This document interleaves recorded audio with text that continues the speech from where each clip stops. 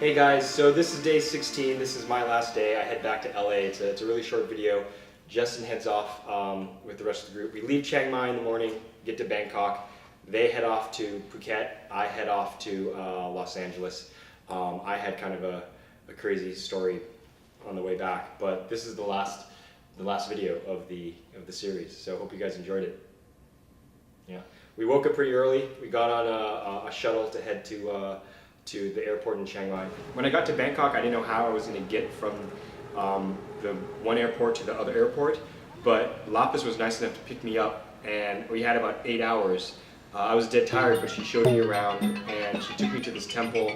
This is her favorite temple where she goes to pray when she's feeling a little bit down, but you walk around and you make an offering at all four corners and ask for something that I guess that you really want. So this is Lapis doing kind of the ceremony.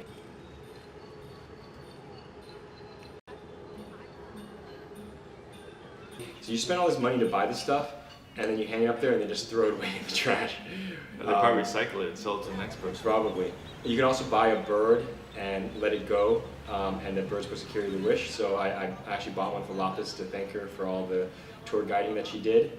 I hate to say it, I also think this is a scam, like they're trained and they just come back and then they sell them the next day.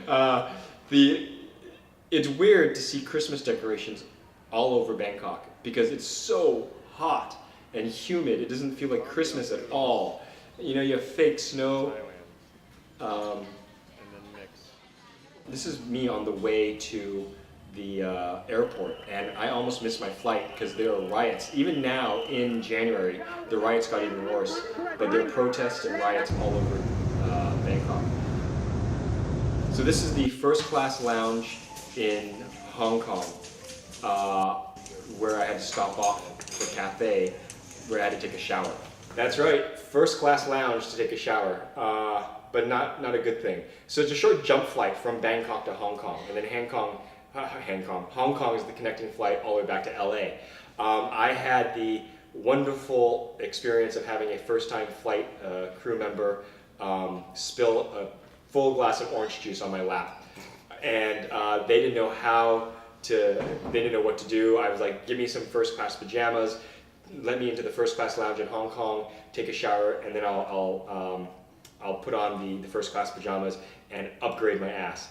And they didn't do any of that. The only thing they did was let me use the showers. Because I had a 12, 13-hour flight back. I wasn't going to stick, and this orange juice got everywhere. It like seeped between my ass crack. Things were just stuck together down there. It was horrible. And so as soon as it spilled, I went into the bathroom, and I tried to wipe it off with the little hand wipes they give you, the warm hand wipes. And I took my pants off, and I rinsed them out, and then I sat the rest of that flight in my boxers with a blanket wrapped around me while my pants were drying enough. But it still couldn't get the orange juice out of everywhere. So when I got to Hong Kong, there was someone waiting for me. They said they couldn't upgrade me to the flight was full, so I couldn't get upgraded to anywhere. And they didn't have any first class pajamas because that's provided by the catering section, not by the airline, so there aren't any extra. And so I actually had to go and buy underwear and pants from a shop. We arrive at 10:50. The shop is closing. They close the door. The guy has to knock on it, and he shows his badge, and they let us in. I buy some underwear. I buy some sweatpants, and then we go to the first class lounge, and I take a shower. And that's the story of my flight. I did not know that till now. Yeah. Quite an adventure. Yeah. I just 2 weeks ago got the money back. The $80 that I spent at the Hong Kong airport for a pair of the ugliest fucking sweats and boxers that you would ever see. I love Hong Kong. It has a weird translation called like bicycle clubbus or something like that, with these bicycles on there, and it's the weird MC Hammer thing where the crotch is down to here and it's really tight right there. But that was the cheapest thing that they had, and at $80. Well, with the underwear, yeah, it was like $80. It was, yeah, and I got, I think, $200 in gift certificates from Cathay Pacific, but it would have been nice if I got upgraded for that 12-hour flight. Yeah, I'm surprised you didn't. It was full. That flight was completely Knowing full. how you talk to the service people. I don't know what that means. This internet is not What? When I was complaining? in Macau. This internet is not working. This is what I need you to do right now. So, yeah. Well, that was it. That's the trip. I don't know. Any final thoughts, Justin? Our last video? I really had a good time on the trip. I'm glad Case was able to join us. I think he added a different element to our group, a more adventurous element.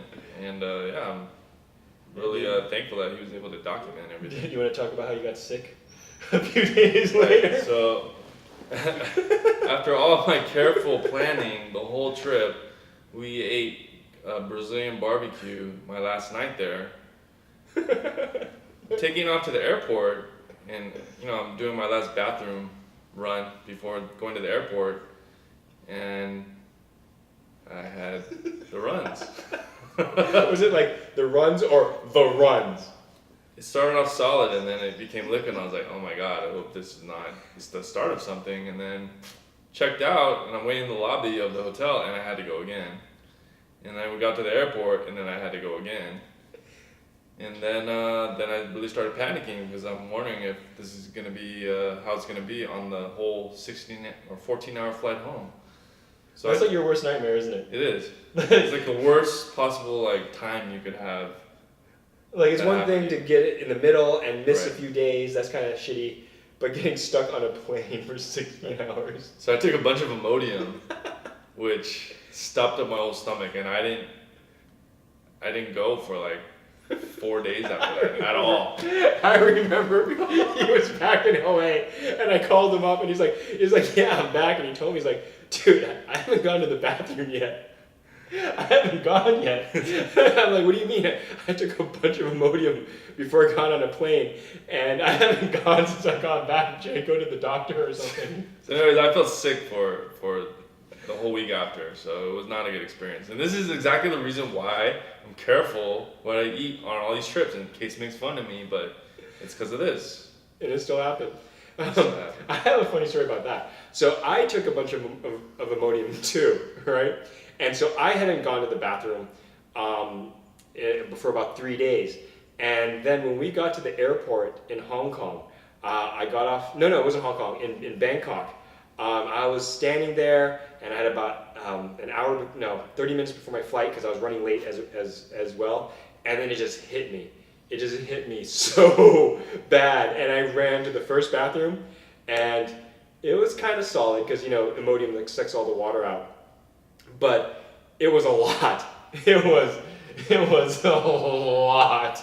It was amazing. It was kind of one of those ones where you kind of turn around and you're like, holy shit. Yeah, for me, when it finally came out, I drank apple juice, which I didn't know was a natural laxative. And as I'm driving to my bar, I felt my stomach rumbling. And when I got to the bar, I just unleashed hell. And that was probably the biggest crap I've ever taken in my life. I was like sweating after. I was like, oh my god, it was crazy. So that's it. 16 videos, and we will end talking about shit. All right. Well, I'll bring you guys along on the next trip. Hope you guys enjoyed it. 2 years. Yeah. Leave your comments. All right. Talk to you guys later. Bye.